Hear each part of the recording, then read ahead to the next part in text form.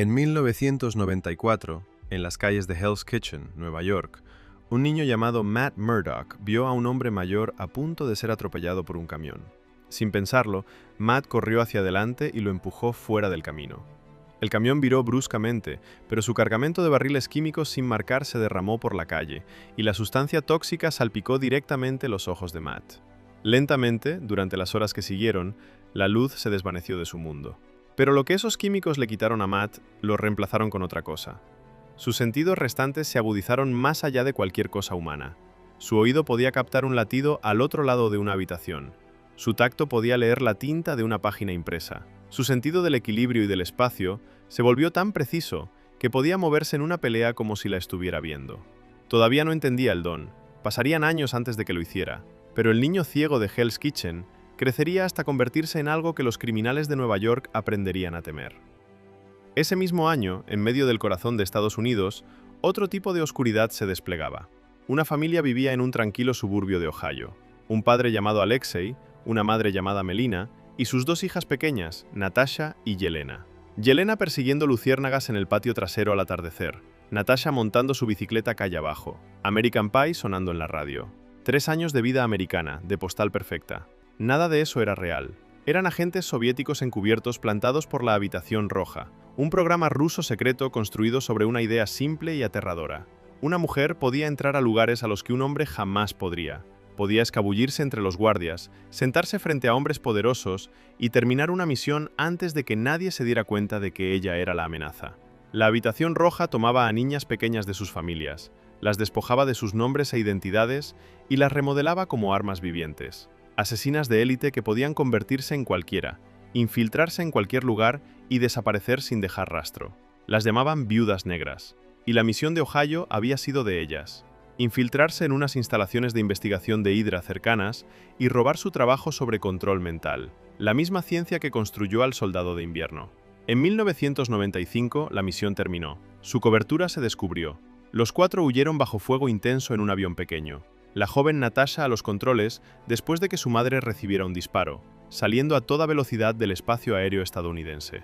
Aterrizaron en Cuba, donde un hombre llamado Dreykov los esperaba, el jefe de la Habitación Roja. Los datos eran suyos, y ahora las niñas volverían a donde pertenecían. Natasha tenía 11 años. Ya había pasado años en la Habitación Roja antes de Ohio, y sabía lo que le esperaba. El entrenamiento, el condicionamiento, la forma en que te quebraban hasta que no quedaba nada blando. Su hermana de 6 años no sabía nada de eso. Yelena todavía creía que la familia había sido real. Ambas fueron enviadas de regreso. Durante años, serían entrenadas para pelear, para matar, para no sentir nada. La familia que nunca había sido real había desaparecido, y lo que quedaba eran 2 niñas aprendiendo a convertirse en viudas negras. Pasarían 21 años antes de que se encontraran de nuevo, y para cuando lo hicieran, una de ellas estaría luchando al otro lado del mundo, hombro con hombro junto a los héroes más grandes de la Tierra. Lejos de la Tierra, una historia diferente se desarrollaba. Habían pasado 6 años desde que los Kree sacaron a Carol Danvers de los restos del motor de Mar-Vell y la rehicieron como una de los suyos. Ahora la llamaban Vers, una guerrera del Imperio y miembro de Star Force, la unidad de élite de los Kree. Todo lo que había sido antes, la Tierra, su nombre, las personas que la habían amado, había desaparecido. Hasta donde ella sabía, siempre había sido Kree. En 1995, en un planeta fronterizo llamado Torfa, todo lo que creía saber empezó a desmoronarse. Torfa era un escondite para los últimos Skrulls, refugiados liderados por un general llamado Talos. Años atrás, Talos le había confiado todo a Mar-Vell, su gente, su esposa, su hija, todo entregado para su resguardo cuando ella prometió encontrar una forma de sacarlos del alcance Kree. Así que, cuando Mar-Vell quedó en silencio, todos quedaron en silencio con ella. Talos había pasado años buscando cualquier rastro de ellas. Cada pista se enfriaba, hasta que un operativo Kree fue enviado a investigar la presencia Skrull en Torfa, y Talos llegó a él primero. Los Skrulls tenían tecnología que los Kree nunca esperaron que tuvieran, una sonda de memoria que podía adentrarse en una mente y extraer lo que estaba enterrado. Talos la usó y tendió una trampa. Cuando Star Force vino a rescatar a su agente, cayeron en ella. Y de entre todos los miembros de Star Force que podían haber sido capturados, poderes del guionista, amigos, Vers fue quien lo fue. Atada a la misma máquina, sus recuerdos empezaron a filtrarse frente a Talos, y lo que vio, lo detuvo. Mar-Vell viva, un vuelo de prueba, un accidente, Un planeta que a nadie se le ocurriría buscar, pequeño y pasado por alto en cada mapa que había visto jamás. Mar-Vell había estado escondiéndose allí todo el tiempo, y esta guerrera Kree en su máquina había estado allí con ella. Talos puso rumbo a la Tierra. Antes de que pudiera extraerle más, Vers se liberó. Se abrió camino peleando a través de la nave y escapó en una cápsula que atravesó la atmósfera y se estrelló contra el techo de un Blockbuster Video en Los Ángeles. No sabía dónde estaba, pero algo de este lugar le resultaba extrañamente familiar. En la Tierra, dos jóvenes agentes de S.H.I.E.L.D. la encontraron, Nick Fury y Phil Coulson. Con su ayuda, ella reconstruyó el resto de su vida. Talos también la encontró, y juntos localizaron a su familia en el laboratorio orbital de Mar-Vell. Años de búsqueda terminaron en un solo momento, y cuando Carol finalmente estuvo cara a cara de nuevo con el hombre que le había arrebatado su vida, se deshizo del condicionamiento que había encadenado su poder. Lo que salió de ella estaba más allá de cualquier cosa en esta galaxia. Destrozó una flota Kree que vino a silenciarla, quemó naves a través de la atmósfera como estrellas fugaces y envió a los supervivientes a casa con un mensaje. Ella dejó la Tierra ese año para llevar la lucha de vuelta al mundo natal Kree, para liberar a sus compañeros cautivos de la inteligencia suprema que los había controlado durante siglos de la misma manera en que la había controlado a ella. Antes de irse, le dio a Fury un localizador. Si el mundo alguna vez enfrentaba algo que la humanidad no pudiera manejar, él podía usarlo para llamarla de vuelta. Una promesa y un último recurso. Fury se alejó de todo aquello cambiado. También se alejó con un ojo menos gracias a una gata llamada Goose, que resultó no ser una gata en absoluto. Lo que quedó con él era más grande que todo eso. Había visto lo que una sola persona con poder real podía hacer, y empezó a preguntarse cómo se vería el mundo si pudiera encontrar a más de ellos, reunirlos y prepararlos para lo que viniera después. Empezó a armar algo. Solo una idea al principio, tosca, sin nombre. Llegaría a llamarla la Iniciativa Vengadores. En los 2 años que siguieron, Fury y Talos elaboraron un acuerdo discreto entre ellos. Los Skrulls se quedarían en la Tierra y servirían como los ojos y oídos invisibles de Fury. Y a cambio, Fury y Carol algún día les encontrarían un hogar propio. Ambas partes firmaron de buena fe. Si esa promesa realmente se cumpliría, es una historia para otro momento. Muy lejos, en las montañas de China, la aldea sagrada de Taló había pasado miles de años custodiando la puerta oscura, oculta del mundo exterior. Para quienes no lo recuerden, hablamos de Taló allá en el episodio 1, así que vayan a verlo si necesitan un repaso. En 1996, la aldea captó la atención de Xu Wenwu. Se había quedado sin reinos que tomar, así que había pasado a perseguir leyendas. Taló era una de ellas. Cuando llegó a su puerta, una guardiana llamada Jing Li lo estaba esperando. Ella peleó contra él hasta el empate y luego, de alguna manera, lo amó. Por primera vez en 1000 años, Wenwu dejó los anillos.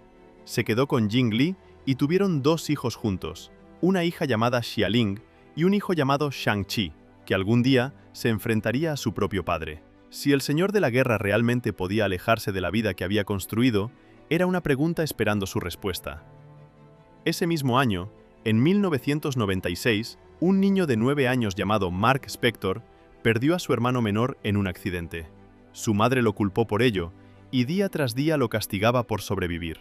El peso de aquello era más de lo que la mente de un niño podía cargar, y en algún lugar dentro de él se abrió una puerta. Una nueva persona entró por ella. Su nombre era Steven Grant, callado y gentil, y él tomó el dolor que Mark no podía. Por el resto de su vida, Mark sería más de una persona, y algún día el mundo llegaría a conocerlos a todos. Ese mismo año, en algún lugar sobre el Himalaya, un avión privado cayó del cielo. A bordo iba un adinerado empresario estadounidense llamado Wendell Rand, que dirigía una de las corporaciones más grandes de Nueva York. Estaba en un viaje a Asia con su esposa Heather y su hijo de 10 años, Danny. Solo uno de ellos salió caminando del accidente.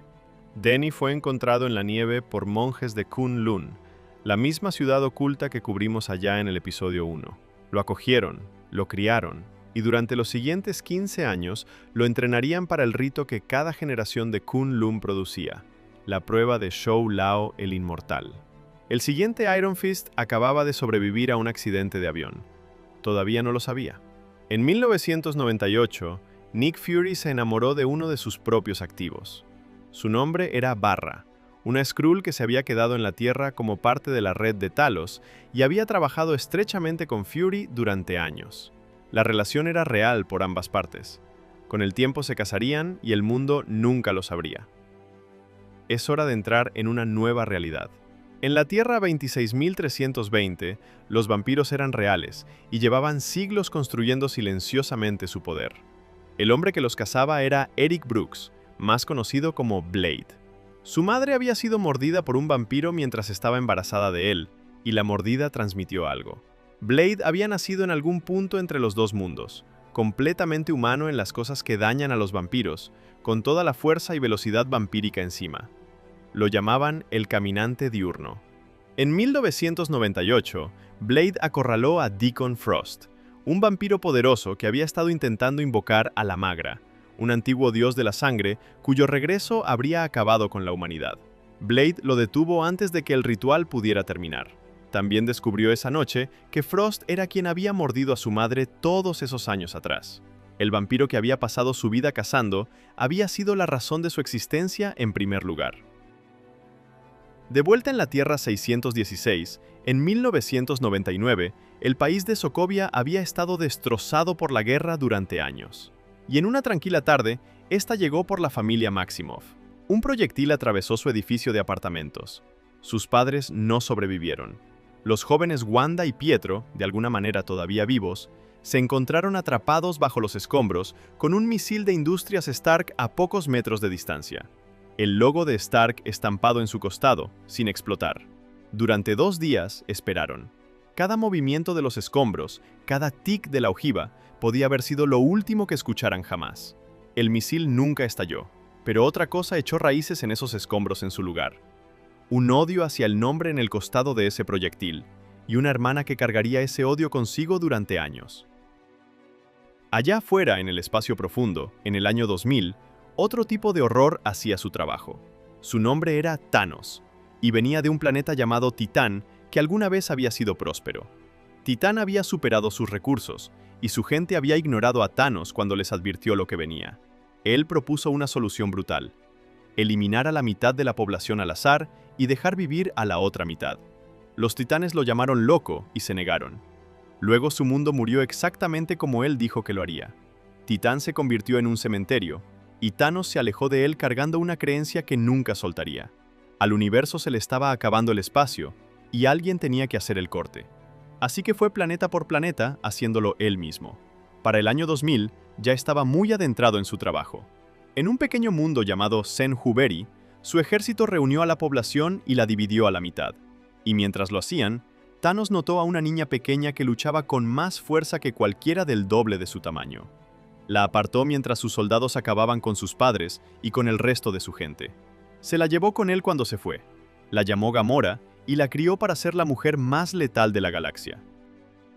Ese mismo año, una familia conducía a casa de regreso de un viaje cuando una discusión entre 2 hermanos distrajo al padre justo el tiempo suficiente. El auto chocó contra el camión que iba delante. Una chica de 14 años llamada Jessica Jones fue la única que salió caminando viva de los restos. Eso creía ella. Despertó en un hospital semanas después. Le dijeron que sus padres y su hermano habían muerto, y fue acogida por una familia amable que prometió criarla como propia. Lo que nadie le dijo fue que durante su coma, una compañía médica privada llamada IGH había experimentado con ella en secreto. Cuando despertó, era más fuerte de lo que cualquier chica de 14 años debería ser jamás. Y en algún lugar fuera de la vista, su madre también estaba despertando. En 2002, de vuelta en la Tierra 26.320, un nuevo tipo de criatura empezó a aparecer por toda Europa. Los llamaban segadores. Eran más rápidos, más fuertes y más hambrientos que los vampiros. Y a diferencia de los vampiros, se alimentaban tanto de humanos como de vampiros. Para todos fuera del círculo interno, parecía una mutación, una cepa natural del virus vampírico que se había salido de control. Los segadores se propagaron rápido, y los ancianos vampiros, mirando la extinción por primera vez en sus vidas, acudieron al único hombre que realmente podía detenerlos: Blade. Quien los lideraba era Eli Damaskinos, un antiguo vampiro de sangre pura que había estado vivo durante miles de años y aparentaba cada día de ello. Le ofreció a Blade el Pacto de Sangre, una unidad de guerreros vampiros que originalmente habían sido entrenados para acabar con él, y le pidió que peleara junto a ellos. Aceptó el trato. Juntos cazaron a los segadores por las alcantarillas de Praga. En algún lugar de esos túneles, su propio equipo se volvió contra él. El Pacto de Sangre había estado esperando este momento. Lo dominaron, lo capturaron y lo llevaron de vuelta al complejo de Damaskinos, exactamente donde Damaskinos lo había querido desde el principio. Ahí fue donde salió la verdad. Los segadores no eran una mutación, habían sido diseñados. Y la historia que Damaskinos había tejido sobre cazarlos había sido un montaje. Lo que realmente quería era la sangre de Blade. Damaskinos había estado intentando diseñar un nuevo tipo de vampiro, uno inmune a la luz solar, la plata y el ajo. Un linaje que ya no tendría que esconderse. Incluso había probado el trabajo en su propio hijo, un hombre llamado Nomak, y el experimento había convertido al muchacho en el primer segador. El proceso no funcionaba por sí solo, pero Blade ya era la cosa que Damaskinos intentaba construir, y con suficiente de su sangre, el resto encajaría en su lugar. En el caos que siguió, Nomak finalmente puso sus manos sobre su padre, y Damaskinos pagó por lo que había hecho. Pero Nomak no había terminado. Quería que desapareciera cada gota del linaje de su padre, y eso incluía a su hermana también. Su nombre era Nyssa, la única integrante del Pacto de Sangre que alguna vez había tratado a Blade con algo de decencia. Así que, cuando Nomak vino por ella, Blade lo atravesó con su propia espada. El linaje que se suponía cambiaría el mundo terminó esa noche en el suelo del complejo de Damaskinos. Ese mismo año, en otra realidad completamente distinta, otro tipo de héroe estaba a punto de nacer. En la Tierra 96.283, un estudiante de preparatoria en Queens, Nueva York, llamado Peter Parker, fue a una excursión escolar a Oscorp, una de las compañías de biotecnología más grandes de la ciudad, dirigida por un brillante científico llamado Norman Osborn. Peter era el fotógrafo del periódico escolar, así que estaba ocupado tomando fotos cuando una araña genéticamente modificada aterrizó en su mano y lo mordió. Para la mañana siguiente, su cuerpo había cambiado. Podía ver con más claridad que nunca antes. Podía levantar cosas que no debería haber podido levantar. Podía adherirse a las paredes. Al principio, Peter usó lo que le estaba pasando para sí mismo. Necesitaba dinero, así que encontró una forma de conseguirlo. Pero eso fue antes de que su tío Ben le fuera arrebatado por un ladrón que Peter pudo haber detenido antes y no lo hizo. Y fue en ese momento cuando las palabras que su tío le había dicho solo horas antes se convirtieron en la famosa frase que el mundo recordaría para siempre. Un gran poder conlleva una gran responsabilidad. Así que se puso una máscara y empezó a columpiarse por Nueva York. La prensa le daría un nombre muy pronto: Spider-Man. Su primera pelea real vino de un lugar más cercano a casa de lo que esperaba. El mejor amigo de Peter, Harry Osborn, era hijo de Norman, y Norman había estado trabajando en un suero experimental diseñado para dar a las personas fuerza sobrehumana. Con su financiamiento a punto de ser retirado, Norman lo probó en sí mismo para demostrar que funcionaba. Funcionó a medias. La fuerza llegó, pero se llevó su mente con ella. Para cuando estuvo de pie de nuevo, había dos hombres dentro de él. La prensa nombró al segundo de la misma manera en que habían nombrado a Spider-Man. Lo llamaron el Duende Verde. Al Duende no le gustaban los héroes. Pensaba que el mundo funcionaba mejor cuando hombres como él eran los que estaban en la cima. Y Spider-Man era un problema que pretendía resolver. Así que hizo su misión eliminarlo. Los dos se enfrentaron desde el puente de Queensboro hasta un edificio abandonado en la isla Roosevelt. Y al final, la propia arrogancia del Duende lo atrapó. Se lanzó contra Peter con su planeador una última vez. Peter esquivó, el planeador no. Norman se había ido. Antes de que Norman se fuera, le pidió a Peter una última cosa: no se lo digas a Harry. Peter, todavía en shock por descubrir quién era realmente el Duende, aceptó. Cargó el cuerpo de Norman de vuelta al penthouse de los Osborn para darle un regreso digno a casa. Ahí fue donde entró Harry. Vio a Spider-Man de pie sobre el cuerpo de su padre, y desde ese momento, solo había una historia que podía contarse a sí mismo. En el funeral unos días después, Harry hizo un juramento. Encontraría la manera de hacer que Spider-Man pagara por lo que había hecho. Al otro lado del multiverso, en la Tierra 701306, otro niño ciego de Hell's Kitchen había crecido. Solo que este llevaba haciéndolo años antes de que el que cubrimos en la Tierra 616 siquiera naciera. Su historia de infancia casi rima con la del que ya conocimos. El mismo vecindario, el mismo tipo de químicos, la misma pérdida de la vista, el mismo padre boxeador eliminado por mafiosos cuando aún era un niño, la misma razón por la que eventualmente se puso una máscara.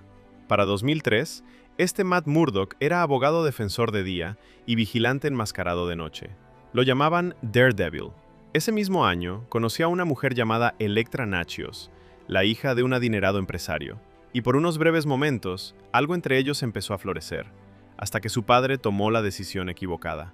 Nicholas Natchios había sido socio de negocios de un jefe criminal local, el Kingpin, durante años. Ahora intentaba alejarse, pero nadie se aleja de un hombre como el Kingpin y vive para contarlo. Así que el Kingpin envió a un sicario llamado Bullseye para encargarse de él. Daredevil intentó detenerlo y perdió. Elektra estaba allí cuando ocurrió, y desde su ángulo, solo una historia tenía sentido. Fue tras Daredevil en busca de venganza, culpándolo por lo que le pasó a su padre, antes de darse cuenta de que Bullseye era a quien realmente quería. Fue tras él ella misma y no regresó. Para cuando Daredevil llegó, la mujer de la que se había estado enamorando ya no estaba. Ahora era personal. Cazó a Bullseye hasta una iglesia, y durante la pelea, Bullseye reveló el verdadero nombre del Kingpin, Wilson Fisk, el mismo Fisk cuyos hombres habían eliminado a Jack Murdock todos esos años atrás. El hombre que Matt había pasado toda su vida cazando había estado justo frente a él todo el tiempo. Daredevil terminó la carrera de Bullseye con una caída desde una ventana de la iglesia. Luego fue por Fisk, lo golpeó hasta dejarlo al borde de la muerte, y eligió perdonarlo al final. Algún tiempo después, Matt estaba de vuelta en la azotea donde él y Elektra se habían besado por primera vez. Encontró un colgante tirado allí con su nombre grabado en braille. Elektra estaba viva, y en algún lugar allá afuera, ya estaba encontrando su camino de vuelta a un tipo de vida diferente. 2 años después, Elektra tendría su propia historia. Después de lo que pasó en la iglesia, había sido traída de vuelta por un maestro ciego de artes marciales llamado Stick, el último guardián de una antigua disciplina llamada Kimagure. La orden de Stick, la casta, había estado en guerra con la mano durante siglos. Él la acogió, le enseñó el arte e intentó darle una segunda oportunidad. Pero Elektra había estado cargando algo desde que era una niña pequeña. Su madre había sido arrebatada justo frente a ella, y el rostro del hombre que lo hizo había atormentado sus sueños desde entonces. La rabia que venía con ese recuerdo era algo que ni siquiera Stick pudo sacarle, y finalmente la despidió. Elektra pasó los años siguientes como operativa a contrato, tomando trabajos bien pagados de clientes anónimos. Entonces, uno de esos clientes le dio un trabajo con condiciones extrañas. Debía pasar unos días en una isla antes de que le dijeran quiénes eran los objetivos. Durante esos días, conoció a un hombre llamado Mark Miller y a su hija de 13 años, Abby. Entonces llegaron los nombres. Mark y Abby eran los objetivos. Elektra rechazó el trabajo y se alejó, pero en algún punto del camino de regreso, algo la detuvo. Por primera vez en su vida adulta, Elektra sintió algo que no había podido sentir desde que era una niña pequeña. Dio la vuelta y regresó. Para cuando llegó, la mano ya venía. Habían venido por Abby. La niña resultó ser lo que ellos llamaban el tesoro, una prodigio única en una generación cuyos poderes inclinarían la larga guerra hacia un lado o hacia el otro. La mano envió a sus mejores tras ellos, incluido Kirigi, el hijo del maestro de la mano. Cuando Elektra finalmente estuvo cara a cara con él, se dio cuenta de algo más. Kirigi era el mismo hombre que se había llevado a su madre todos esos años atrás. El demonio cornudo de sus pesadillas tenía un nombre. Elektra protegió a la niña, se enfrentó a Kirigi, se enfrentó a las armas más letales de la mano, y cuando el polvo se asentó, la verdad sobre el contrato finalmente salió a la luz. El cliente anónimo que la había enviado tras Mark y Abby en primer lugar había sido Stick. El mismo maestro que la había echado por estar demasiado consumida por la rabia, había montado todo como una prueba para ver si finalmente había aprendido compasión. Al final, Abby estaba a salvo. La mano había sido repelida, y Elektra se alejó de la vida de contratos para siempre. Eso es lo último que veremos de la Tierra 701-306. No vamos a regresar. 2 años después, en 2004, de vuelta en la Tierra 96283, Peter Parker estaba pasando apuros.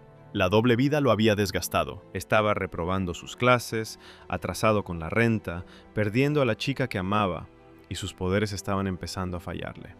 Mientras Peter se desmoronaba, un brillante científico llamado Dr. Otto Octavius estaba llevando a cabo un experimento que se suponía cambiaría el mundo. Un reactor de fusión que le daría al planeta energía ilimitada. Para controlarlo, se había conectado a un conjunto de brazos mecánicos impulsados por inteligencia artificial. El experimento falló. Los brazos se fusionaron permanentemente a su columna, La IA se apoderó de lo que quedaba de su mente, y Otto regresó cambiado, obsesionado con terminar el experimento que lo había arruinado, sin importar el costo. Llegó a la conclusión de que esta vez necesitaba un reactor más grande, lo bastante grande para contener realmente la reacción. Así que empezó a financiarlo de la única manera que le quedaba, robando bancos. La prensa, haciendo lo que la prensa siempre hacía en esta ciudad, le dio un nombre: Doctor Octopus. Pero el reactor necesitaba un elemento específico para funcionar: tritio, y solo había un lugar donde conseguirlo: Oscorp, que ahora estaba dirigida por Harry Osborn, quien había estado esperando años a que alguien le trajera la cabeza de Spider-Man en bandeja.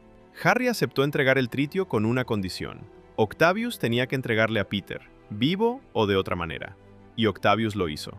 Fue entonces cuando Harry finalmente descubrió que el rostro detrás de la máscara pertenecía a su mejor amigo. No pudo llevarlo a cabo, y de todos modos no había tiempo. Otto todavía tenía a Mary Jane, y la única persona que podía ir a recuperarla era Spider-Man. Harry dejó ir a Peter. El reactor que Octavius construyó con el tritio era lo bastante grande para llevarse Manhattan con él. Peter lo alcanzó antes de que pudiera hacerlo. Logró llegar al hombre todavía enterrado en algún lugar dentro de Doctor Octopus. Otto eligió su propio final, hundiéndose con su reactor. Peter salió de la pelea como algo cercano a estar completo. Mary Jane ya había visto su rostro para entonces, así que lo sabía todo. En cuanto a Harry, el descubrimiento ya había roto algo dentro de él. Había dejado ir a Spider-Man, pero eso no significaba que hubiera terminado con él. El hijo del duende estaba a punto de convertirse en un problema por sí mismo. De vuelta en la Tierra 26.320, los vampiros que Blade había pasado su vida cazando estaban cansados de ser cazados. El FBI también llevaba un tiempo tras la pista de Blade, convencido de que era un vigilante que eliminaba a personas inocentes basándose en teorías conspirativas sobre vampiros. Así que los vampiros les dieron lo que necesitaban. Usaron a un humano disfrazado para parecer uno de los suyos, y se aseguraron de que Blade lo eliminara con testigos y cámaras grabando. Las imágenes fueron directo a las autoridades. Así, sin más, el cazador de vampiros más buscado del mundo se convirtió en el hombre más buscado del mundo. El FBI lo detuvo, y por primera vez Blade quedó fuera del tablero. No se quedó allí por mucho tiempo. Un equipo de luchadores clandestinos contra vampiros, llamados los Night Stalkers, liderado por una tiradora llamada Abigail Whistler y un operador de ingenio rápido llamado Hannibal King, lo sacó y lo puso al tanto de lo que los vampiros realmente habían estado planeando. Habían ido hasta el mismísimo principio de su especie y despertado al primero de ellos, Drake, o como el mundo humano había llegado a llamarlo a través de los siglos, Drácula. Los vampiros querían su sangre ancestral. Drake era el único de ellos que podía caminar bajo la luz del sol, y ellos iban a usar su linaje para rehacer toda la raza vampírica a su imagen. Un mundo de caminantes diurnos, donde los humanos no tendrían dónde esconderse. Lo que los vampiros no sabían era que los Night Stalkers habían estado trabajando silenciosamente en algo propio. Los Night Stalkers eran una nueva generación de cazadores, y desde su punto de vista, la cruzada en solitario de Blade con una espada y unas cuantas balas de plata ya estaba desactualizada. El futuro de esta guerra se iba a pelear con ciencia. Tenían una científica ciega en el equipo llamada Summerfield, y Summerfield había estado desarrollando un arma biológica llamada Daystar, un virus diseñado para exterminar a los vampiros a nivel genético. El compuesto en sí estaba listo, pero para realmente exterminar a toda la especie, el virus necesitaba ser activado por la sangre del vampiro original mismo, la sangre de Drake. Drake fue por ellos mientras Blade y Abigail estaban fuera. Arrasó el escondite de los Night Stalkers, eliminó a la mayoría del equipo, incluida la propia Summerfield, y se fue con Hannibal King y con Zoe, la pequeña hija de Summerfield, como rehenes. Para cuando Blade y Abigail regresaron, el lugar era un cementerio, pero Summerfield les había dejado algo: una grabación de video hecha antes del ataque, por si acaso. En ella, confirmó lo que ya sabían.